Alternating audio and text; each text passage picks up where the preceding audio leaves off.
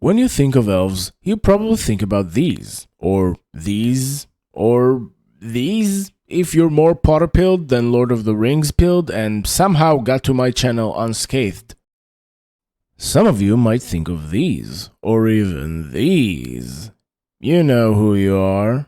You might even see this, if you have aphantasia. For some ungodly reason, when I think of elves, this is what I have in mind.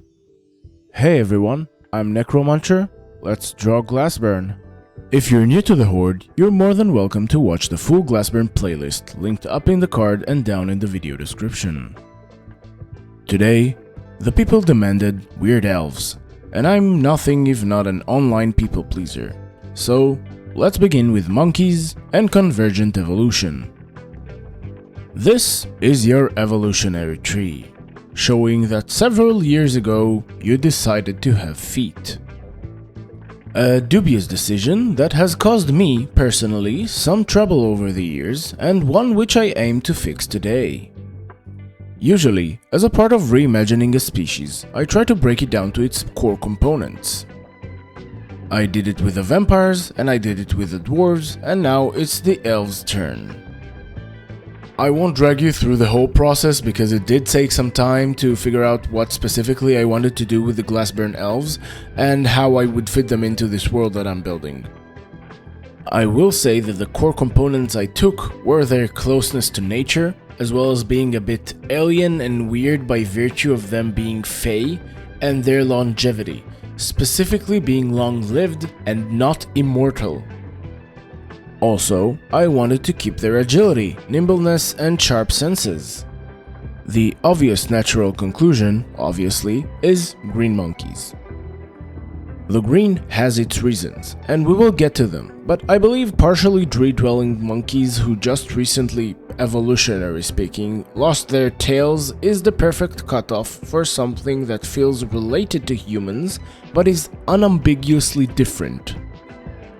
That, with the help of convergent evolution, leading to some hair loss, high contrast between iris and sclera, a tongue that allowed complex language, etc., all lead to something very familiar, yet entirely strange. The Elves of Glassburn are a native species to a tropical island that was cut off from its continent at some point in the distant prehistory. Their leader is a matriarch named Anyansha, an old and wise elf who has seen the first arrival and ensured the following fleeing of the humans a few hundred years ago. She keeps her kind safe with their many families and has been their leader for 3 lives in the past 250 years or so. And while existing relationship between humans and elves is interesting and might even deserve its own episode, I want to focus on the last part, because this is one of the features that make the Glassburn Elves so weird. They are born, then grow and live their lives, then they partially die from time to time. What I mean by that is that an old elf would undergo about a week or 2 of shedding parts of itself before starting a year or so of stasis, rooted and rebuilding its new body. The shedded parts feed the soil that feeds the rooted elf. They are then reborn, holding most, if not all, of their knowledge and memories, but having a newly grown body. In this state of being a renewborn, they readjust, learn to walk again and talk again, in order to grow up new and better. This process can happen several times over the course of many centuries, but there is a limit, even if it isn't well documented. The fact a human might meet what seems to be an elf child, who looks and acts kind of mature for its age and talks about things that happened 3 generations ago as personal experience, also lends itself to my desire of making elves weird and alien, but also oddly intriguing. Yeah. Weird immortal monkey man-child. That's all good and well, but I hear you screaming at me through your screens. Why are they green? Well, it's the chloroplast, of course. Keen-eyed viewers might have identified the sea slug, or rather Psychoglosson I chose to show at the intro, as the leaf sheep. Other than being incredibly cute, he's a weird little guy. They sort of jump rope with the line between animal and plant, actually using chloroplast to sustain themselves. I saw a video about them over at the Real Science channel on Nebula, unfortunately not sponsored, and I immediately wanted to incorporate them into my settings somehow. They fit perfectly with my initial idea of half-plant elves who use the power of the sun to live for ages.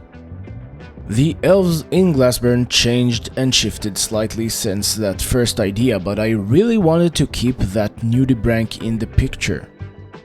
Long story short, since this video is turning up to be long enough, the elves feed on island plants and on sea slugs they find and grow in reefs around them. They absorb the chloroplast incorporation mechanisms by eating slugs, and they get the chloroplast by eating green leaves. The chloroplast allows them to enjoy photosynthesis, or at least the energy production part of it, and then the elves regulate their sun exposure so as not to get sun sickness. As a side effect, their hair, which has changed from dead matter to live strands containing the chloroplast, is now green. Now, if you know your sea slugs, you're probably asking, where's the poison? Poisonous elves. It was a thing, it still can happen from time to time. But since nothing has been eating the elves for quite some time, they sort of collectively decided almost entirely to forgo the stomach ache related to digesting poisonous things in a quantity sufficient to use said poisons themselves.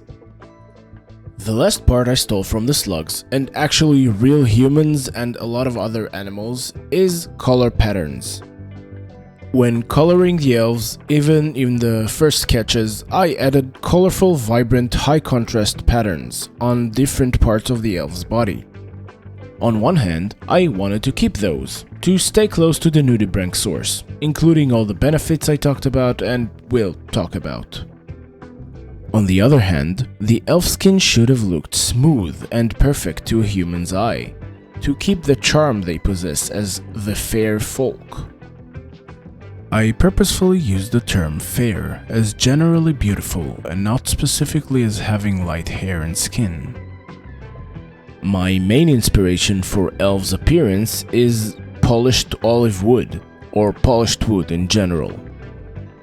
The range of wood complexions, starting from perfectly smooth and sanded all the way to rough bark, reminded me of real skin that gets wrinkled and ages. And the coloration, beside being pretty, may have helped evolving elves with camouflage in their tree-heavy environment. But I started this point with skin patterns, so I'll get back to that. Often, in nature, color patterns evolve to help with one of three subjects: camouflage, warning signs, and mating. In the elves' case, it might have evolutionarily started as warning signs or camouflage, but have definitely become a point of attraction and desirable feature in a mate. Sexy patterns, if you will. That's it for today. I hope you liked this green, pointy-eared, regenerating, photosynthesizing, weirdly intriguing patterned monkey. I spent a lot of time and effort designing the elf you see here, and I'm rather pleased with the result, even if it doesn't show half the features I crammed into the lore as much as I'd wanted. The inspiration came from all the types of elves I see daily in the media. Somewhere around this timestamp, there's a list of all the elves I could think of. The market is a tad flooded. The very first design I did for this type of creature was named Skent and precedes Glassburn and the channel, actually. So yeah, it's been rattling in my skull for quite some time. This leads me to the first fruit of the day.